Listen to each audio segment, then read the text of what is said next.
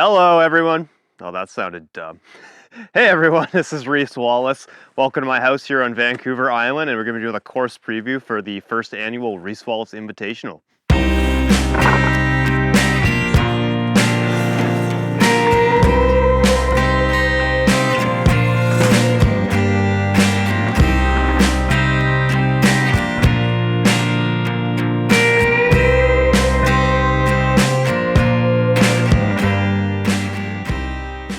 It's my house.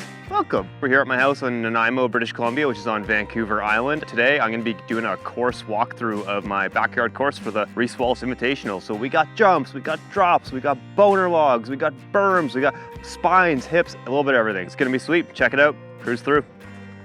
We're starting here. Just having a beer after a long day on the tools. This is the first drop beside the house. It starts out with a roll-in tower. Like, I don't know, it's probably 10 feet high from here. Then you drop in and it's a step up to flat drop.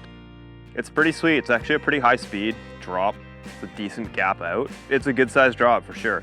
Tricking it's scary, but that's what I wanted. You know, I wanted something to kind of push myself and push the other riders that are going to be coming to this event.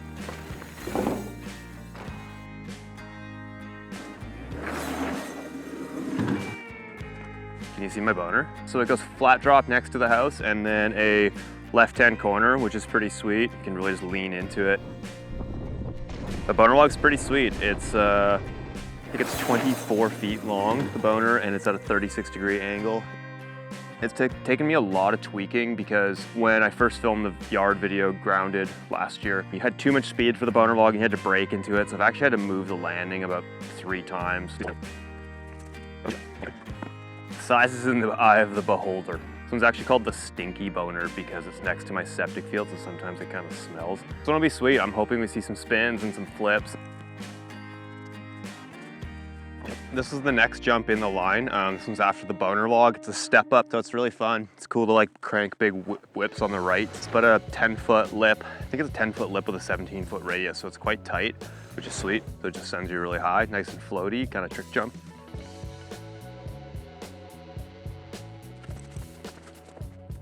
After you've landed the step up, and you go over to the trail gap. This long and low actually gaps the run into the very big jump at the bottom of the property. Get a pump or squeak a pedal in here, and then it's like a fun whipper, just like long and low speed jump.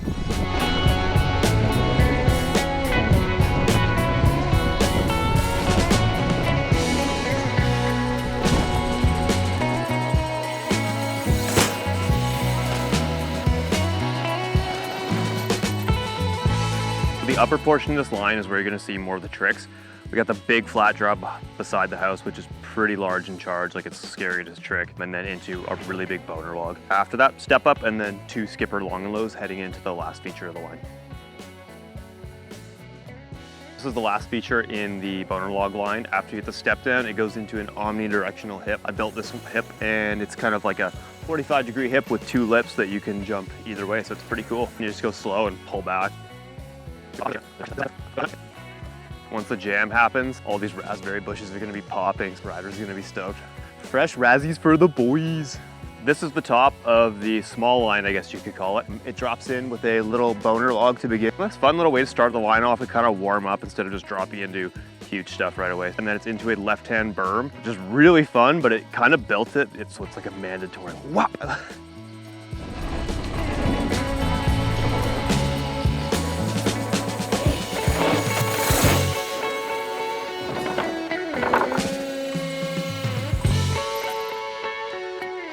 This jump is awesome. It's a step up, 10-foot lip, propped it up nice and steep, taller landing, safe jump. It's really fun to try new tricks on, to get warmed up on. First time people come to the yard, this is usually what they ride. A couple of the other jumps in the yard, like the one at the bottom, you want to have a dial to try step on that, so this one's good to feel it out. After the step up jump, it goes right into a dirt spine, so this is a really cool feature. I'd never built anything like this before, and I wasn't sure how it was going to turn out or ride on, even on a downhill bike. It's about a 5 to 6 foot lip. It's got about a foot deck, and then the landing is like 15 feet tall. It's a fun addition after the step up for sure. Tricking it is totally different than tricking a jump. Like, I don't have a ton of experience riding spines either, and like I flipped it and went to flat. It's gonna be an interesting one. We got 2 tight trees on the other side, so like I know guys are gonna wanna spin it. If you get up there, it's gonna be tight for your wheels. After you hit the spine, you drop in across this little road and then it's into a right-hand corner. So this one rips. You can drop in, rail the berm, and after that, it's into a long and low.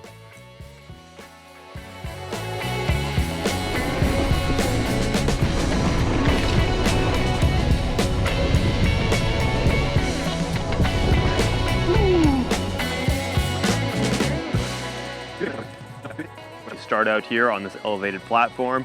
Just take a mellow crank and then pop in, and then after that, smooth sailing for the road gap into the big jump. You just pop across it, you can get some stees on it, and then after that, a highway through the trees. It's the fastest line on the whole property. Right-hand corner, and then into another big, like, right-hand bike park berm at the bottom, into the big jump at the end. This was the biggest jump on my property, about 35, 40 foot gap, 11 foot tall lip. Big mellow lip, but it also gets steep because it's so tall. Super fun jump. This is the jump that we're gonna be doing the whip off and the best trick on. After the big jump, you land and then it's into a 180 right-hand berm. And then after the berm, there's a little tabletop for all the beginners to come out. This is kind of like a mandatory crank flip jump. Like I'm gonna make everyone crank flip this. If you don't crank flip it, you're out. Well, that concludes the course preview for the first Reese Wallace Invitational. I'm so excited for all the athletes to show up and can't wait to show everyone what we're cooking up. You can catch all the action on my YouTube channel, Reese Wallace, and they'll be posted on Pink Bike the day after. Stay tuned, everyone.